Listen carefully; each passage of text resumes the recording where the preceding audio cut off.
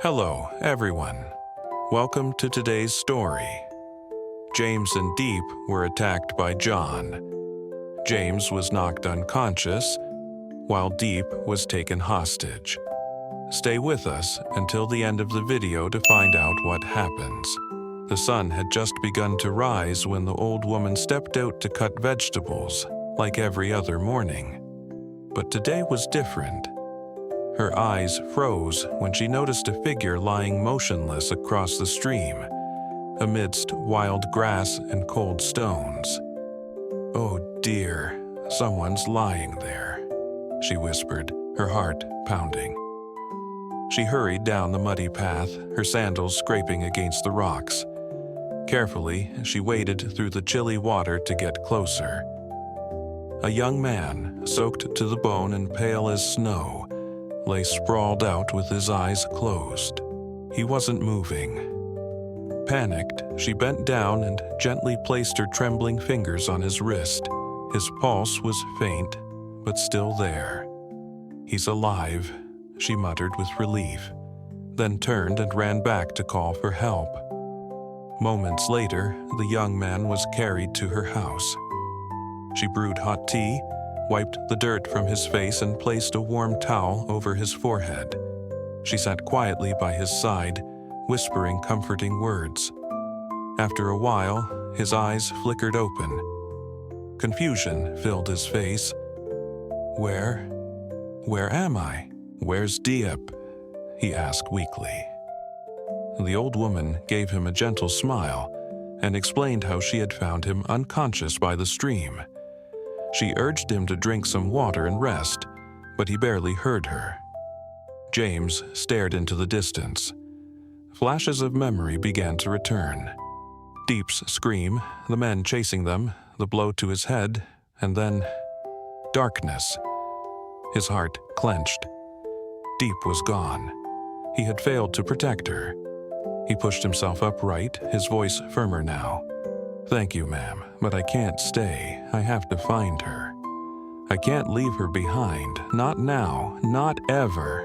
Inside a dimly lit room, faint rays of morning light filtered through a narrow window, casting long shadows across the faces of the officers gathered around the table. The air was tense, voices hushed. One man rose, clearing his throat. "The drug case is moving forward. We've apprehended 2 individuals. Both confessed. John is the ringleader." His words cut through the silence like a blade. A few heads nodded grimly. The name John had haunted their investigations for years.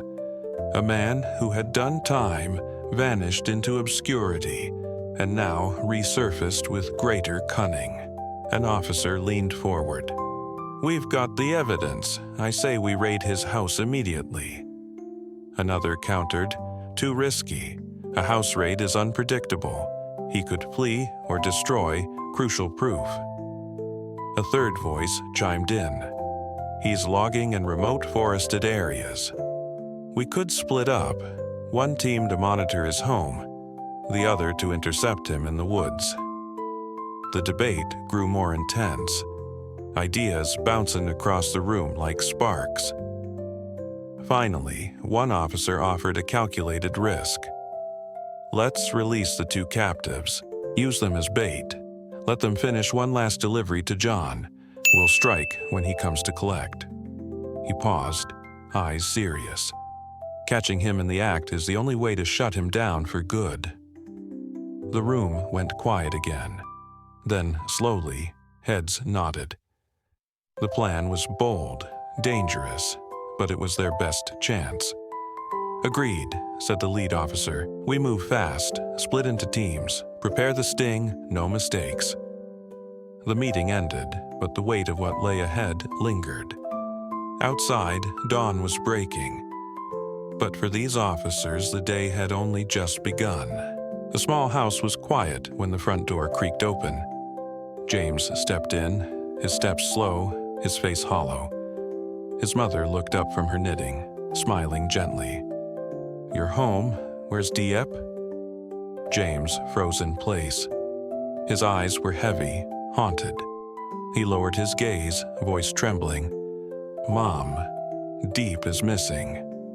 The smile vanished from her face. The knitting slipped from her hands. She stood up abruptly, panic flooding her voice. "What do you mean, missing?" Before he could respond, she clutched her chest and collapsed onto the cold tile floor. "Mom!" James shouted, diving to catch her before she hit the ground. His hands shook as he gently slapped her face. No response. In a panic, he grabbed his phone and dialed, "Trang, come to my house now. My mom fainted." Within minutes, Trang arrived, face pale with worry. Together, they lifted his mother to the bed, wiped her forehead, tried to bring her back. Moments later, her eyes fluttered open. James knelt beside her, eyes red with guilt. "I'm sorry, Mom. I let Diep go alone. Now I can't reach her." She nodded slowly, voice fragile. "James, you must find her, no matter what it takes." James clenched his jaw and stood. He turned to Trang. "I have to go." She nodded silently, understanding everything without a word. The door shut behind him. His mother lay on the bed, eyes fixed on the ceiling, as if whispering a prayer. Outside, a man stepped into uncertainty, carrying nothing but guilt, and a promise he could not afford to break. The sky hung low, a blanket of gray pressing over the forest. James trudged through the dense woods, his clothes stained with dirt and sweat, each step weighed down by fatigue and fear. Beside him, 2 officers scanned the underbrush, alert to every rustle, every flicker of movement. James's chest heaved as he called out, voice hoarse and cracking, "Diep!" The sound echoed between the trees, then silence. They split up, each taking a different path. James climbed a rocky incline, hands gripping slippery branches, knees scraping against stone. He stumbled, fell, then pushed himself up. "Diep, where are you?" His voice faded into the mist. Then, a patch of flattened grass. His heart jumped. He rushed forward, but it was old, forgotten, not hers. He dropped to his knees, fingers clutching the damp earth. His eyes stared into nothingness. Memories crashed in. Diep's scream, the footsteps chasing them, the blow to the back of his head, and then darkness. "I failed her," he whispered. The wind howled through the trees. James rose again, fists clenched, throat raw. He shouted louder, "Diep!" No answer. Just the forest, watching, silent and still. But he didn't stop. He couldn't. Step by step, he pressed on, his eyes bloodshot, his breath shallow. Every call was a cry from his soul. He knew, if he stopped now, he'd lose her forever. He couldn't bear that. He would scream her name until his voice broke. He would search until his legs gave out. Because letting go was not an option. At the edge of the forest, James collapsed onto a moss-covered rock, every part of his body aching with fatigue. His clothes were damp, his breath uneven, but it was the weight inside him, of guilt, of fear, that pressed the hardest. With trembling fingers, he pulled out his phone and stared at the screen for a long moment before finally dialing. The ringing seemed to stretch forever. "Hello, James, is that you?" His mother's voice crackled through, frail yet hopeful. James blinked back tears. "Mom, I still haven't found Diep." Silence filled the space between them, followed by a soft, broken sigh. "Oh, James, I'm so worried about her, about you, too." He closed his eyes. "I let her go alone. I should have been there. I failed her." "No," she said, her voice gaining strength. "You're the one I've always believed in. You must stay strong. You have to find her. Promise me, James." "I promise, Mom," he whispered. "I'll bring her home. I swear it." His mother's voice quivered. "When you find her, don't wait. Bring her straight to me. I want to hold her. I feel like she's still out there." Scared, waiting. James nodded, though she couldn't see it. He stared at the darkened screen as the wind rustled the leaves around him, like faint whispers from the forest itself. "Try to rest, Mom. I'll call again if I don't have news by morning. But please, don't worry too much. I won't stop until I find her." He ended the call slowly, stood up, and took a breath that tasted like bark and rain. The forest didn't sleep, and neither would he. Not until Diep was safe in his arms again. The forest remained motionless, as if holding its breath. The sun now sat high overhead, but the thick canopy allowed only thin strands of light to break through, illuminating the fog that still clung to the earth. James and the officers had searched for hours, through nightfall and now into late morning. Their voices were ragged, their footsteps slower, their eyes lined with exhaustion. "No sign of her?" James asked, his voice barely above a whisper, as if fearing the answer. An officer shook his head solemnly and gestured westward. "There's still a section we haven't searched." Without waiting, they began moving. James pushed deeper into the woods, where vines hung like silent ropes, and the air smelled of moss and rot. The ground softened beneath his boots. "Diep?" he called again, louder this time, the desperation cracking his voice.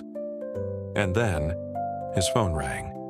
James halted, breath caught in his throat. It was Officer Than. "James," the voice said quickly. "We've got a lead. Someone in Van Xuan spotted a young woman by the river. She fits Diep's description." James didn't reply. He simply turned and ran. Branches scratched at his arms. Thorns tore at his sleeves, but he didn't slow. His heart pounded like a drumbeat of hope and fear. Each step through the underbrush felt like chasing a ghost, or chasing salvation. It could be her, or it could be nothing. But even the smallest chance was everything. Because when someone you love disappears, even a rumor becomes a beacon. James ran faster, driven not by certainty, but by something fiercer. Refusal. Refusal to give up.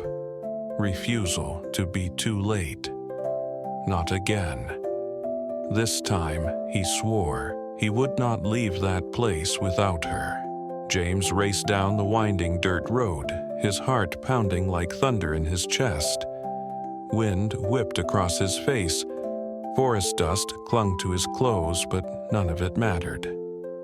Since the call from Van Xuan, his body had moved with a surge of life.